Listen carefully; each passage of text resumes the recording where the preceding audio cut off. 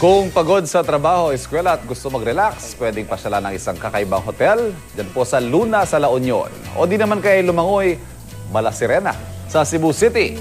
Narito ang report.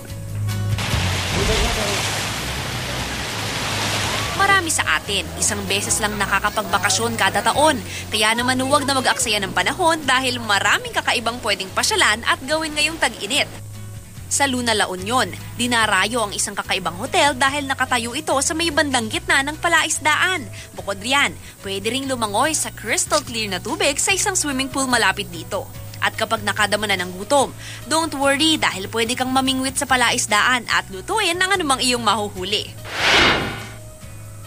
Kung gusto niyo namang subukang maging isa sa mga pinakamagandang lamang dagat at makisabay sa paglangoy ng kambal sirena, abay posible na yan. Sa isang hotel nga sa Cebu, nagsasagawa sila ng klase kung paano lumangoy na parang sirena. With matching sirena costume pa yan. Sa mga mami, huwag mag-alala dahil safe ang inyong mga chikiting dyan. Lisensyado kasing mga mermaid instructors ang magtuturo sa kanila.